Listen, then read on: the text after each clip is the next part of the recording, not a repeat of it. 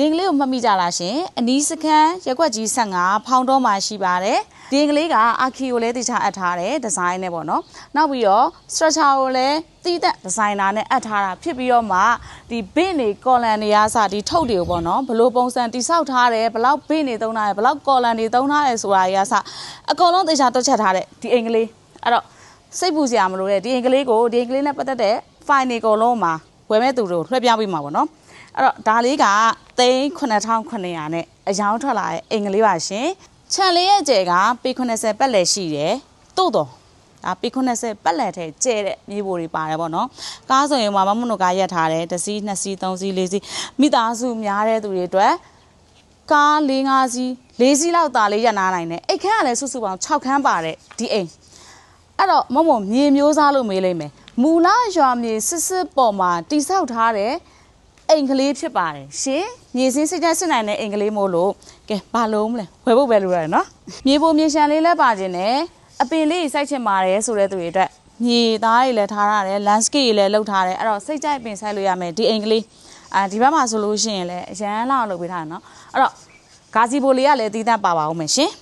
ဒီအောက်မှာဆိုလို့ရှိရင် ground up ပါရပေါ့နော် ground up မှာဘယ်လို system တွေပါလဲဆိုတော့အပေါ်ရဲ့ဒီမှာရေကုန်သွားပြီဆိုလို့ရှိရင် ground up ကနေ auto ရေကိုပြန်တင်ပေးတဲ့ system တွေစနစ်တွေပါတယ်ပေါ့နော်အားလုံးမင်္ဂလာပါရှင်လေးမြေအိမ်ချက်မြေရမမော်မှာဒါမမော်အိမ်လေးလည်းပြပေးခြင်းနဲ့မိန်းတို့ရစကြီးပဲလက်ကင်ရစကြီးပဲပေါ့နော်ဒီမှာဆိုလို့ရှိရင်ဒီမှာ wifi တွေကစကျိုးတွေကစရောက်ပြီးသားလေးဖြစ်ပါတယ်ဒါလေးက living room ခန်းကျယ်လေးပါရှင်ပေါင်းသားတွေကိုတခြားလေးသုံးပေးထားတယ်ဒါလေးကတော့ဒီအိမ်ကလေးရဲ့အောက်ထပ်ရဲ့ပထမဦးဆုံးသော master bedroom လေးပါရှင် master bedroom ဆိုလို့ရှိရင်လည်းအခန်းတစ်ခန်းရဲ့ပေရဆိုရင်18ပေပတ်လည်ရှိတယ်ပေါ့နော်အဲ့တော့အဝတ်စားပြီးတော့ပါညာကောင်းကောင်းမွန်မွန်ထားလို့ရမယ်ဒါရေချိုးခန်းအိမ်နာလေးပါရေချိုးခန်းအိမ်နာမှာဆိုလို့ရှိရင်လည်းကျွေပြားတွေရစားပေါ့နော်အယောင်လေးရစားတေချာလေးမရှင်ဖြစ်အောင်သုံးပေးထားပါတယ်ရှင်နောက်တစ်ခုကလေအပေါ်ဆိုလို့ရှိရင်လည်းမျက်နှာချက် height မြင့်တယ်ဒါ12ပေတွေလောက်ထားပေးရပါတော့အပေါ်ဆိုရင်13ပေအဲ့တော့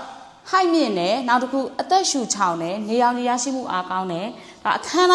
ုင်းမှာသူဖွဲ့စည်းပုံလေးရာ consistent ကြတယ်ပေါ့နော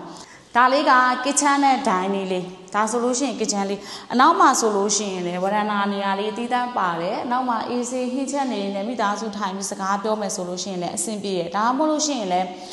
wet kitchen လေးကိုသီးသန့်ထုတ်မယ်ဆိုလို့ရှိရင်လည်းအဆင်ပြေရပေါ့နော်ဒါကတော့ gas မီးဖိုလေးပါအောက်မှာဆိုလို့ရှိရင် gas ထားပြီးမှတခြားလုပ်လို့ရအောင်လို့ဆိုပြီးထားပေးတယ်ပြီးတော့သုံးထားတဲ့အယောင်တွေနဲ့ light တွေနေရာစအကုန် machine ဖြစ်အောင်သုံးပေးထားတယ်ပေါ့နော်ဘေစင်နေရာစပစ္စည်းကောင်းတွေပဲသုံးပေးထားတယ်ဒီမှာဆိုလို့ရှိရင်လည်း dining အနေနဲ့ထားလို့ရမယ့်နေရာလေးပါတယ်အဲ့တော့ kitchen နဲ့ dining ကထွက်လာလိုက်မယ်ဆိုတော့ဒါလေးကရှောင်းလန်းလေး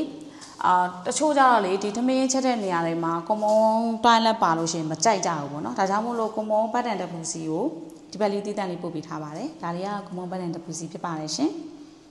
်ကွန်မွန်ဘတ်တန် WC ကနေထွက်လာလိုက်မယ်ဆိုလို့ရှိရင်ဒါလေးကစင်ကေခန်းပေါ့နော်စင်ကေခန်းတွေက12ပေ15ပေပတ်လည်တွေရှိပါတယ်ဒီမှာ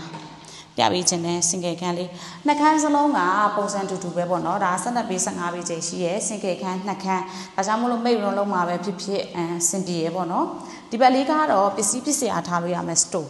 လောလောဆယ်တော့ပစ္စည်းတွေထားတာလို့မမုံဖွင့်ပြတော့ဘူးဒါလေးက store room တည်တန့်လေးဖြစ်ပါတယ်ရှင်ဒီဘက်ကနေဆက်ထွက်လာမယ်ဆိုလို့ရှိရင်ဒါပေါ်တက်ကိုတက်တဲ့လှေကားရောက်မယ်လှေကားမှာဆိုလဲလက်ရန်နေရာစတခြားလေးသုံးပေးထားတယ်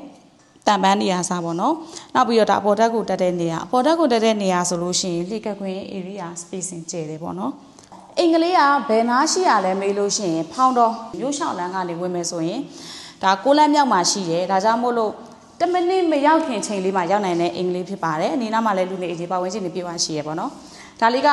ပေါ်တက်ရဲ့ဒုတိယမြောက် living room လေးဖြစ်ပါတယ်ရှင်အခန်းရက်ချေပဲဒါလေးကတော့ shrine လေးဖြစ်ပါတယ်ရှင်ဒါ shrine သီးသန့်လေးထားတဲ့လူတွေအတွက် shrine အနေနဲ့သုံးမယ်ကဲ shrine အနေနဲ့မသုံးချင်ဘူးဆိုတဲ့လူတွေအတွက်သီးသန့်ခန်းတစ်ခန်းရတယ် shrine လေးကနေဒီဘက်ထွက်လာမယ်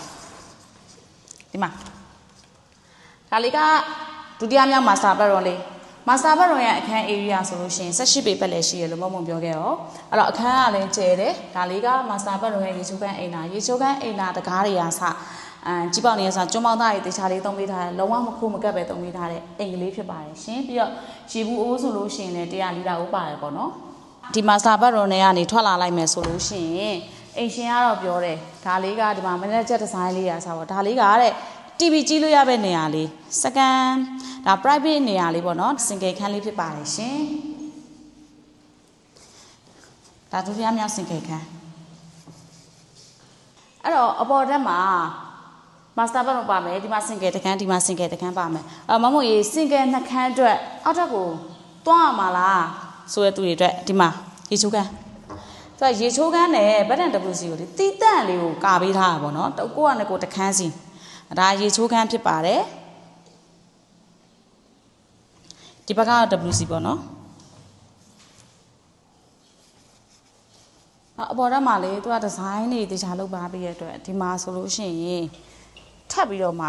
ဗရန်နာလေးတီးတန့်ပါတယ်ရှေ့မှာလည်းဗရန်နာတီးတန့်ပါလို့နောက်မှာလည်းဗရန်နာတီးတန့်ပါတယ်ပေါ့နော်အဲ့တော့ကော်ဖီပါညာတောက်ဆိုရင်စင်ပြေမယ်ရှေ့ view ကြည့်လို့ရအောင်လို့ဆိုပြီးတော့မှဒီမှာဆိုလည်းမှတ်နေထားပြီးရဒီမှာလေကကွင်းဒါဆိုရင်ပေါ်တက်ကပါလဲလို့ပြောရင် root dot ပတ်ကြည့်ကြမယ်ကဲရောက်ပါပြီမောလိုက်တာဒါ root dot ပါအော်အမောပြေသွားပဲ root dot ကိုလေဘလို့စိတ်ကူးနဲ့ထားလဲဆိုတော့ပြောတယ်မိသားစုတွေပေါ်မှာဒင်နာလုပ်မယ်ပါတီလုပ်မယ်တငယ်ချင်းတွေညဘက်ထိုင်မယ်ဂီတာတီးမယ်ပေါင်းသင်းတွေလာမယ်ခလေးတွေပျော်ပပဆော့ကစားလို့ရမယ်နေရာမျိုးပေါ့နော် second home ဆိုတဲ့ feeling ကိုအပြည့်အဝရစေမယ်နေရာမျိုးလေးဖြစ်ပါတယ်ရှင်မျိုးနဲ့ကျေးလက်ဒေတာနဲ့ဟိုပေါင်းဆက်ထားတဲ့အိမ်ကလေးလို့ပြောလို့ရမယ်ထင်တယ်ဟိုးမှာကိုစိတ်ကြိုက်တောင်တန်းကြီးကြည့်မယ်ဆိုလဲရှေ့မှာတောင်တန်းကြီးမြင်ရတယ်ဟိုဘက်ရှေ့မှာဆိုလို့ရှိရင်လဲဒီအိမ်လှလှကလေးတွေကိုရှိတဲ့ feeling မျိုးပေါ့နော်အဲ့မျိုးမြင်ရမယ့်ဟာမျိုးအဲ့တော့ဒီကလေးကိုစိတ်ဝင်စားရင်ဒီအိမ်ကလေးရဲ့အသေးစိတ်ချက်လက်တွေကိုသိရှိလို့ခဲ့ဆိုလို့ရှိရင်နောက်ပြီးတော့ဒီကလေးကိုကြည့်ကျင်ခဲ့တယ်ဆိုလို့ရှိရင်မမွန်တို့ရဲ့ limit ဖုန်းနံပါတ်39 40 60 999 499ဆက်သွယ်စုံစမ်းနိုင်ပါတယ် limit page မှာလည်းစုံစမ်းနိုင်လို့မမွန်ရဲ့ကောက်မှာလည်းစုံစမ်းနိုင်ပါတယ်ရှင်ကြည့်ရှုပေးကြတဲ့တူတယောက်ချင်းစီတိုင်းကိုကျေးဇူးတူတင်ရှိပါတယ်ရှင်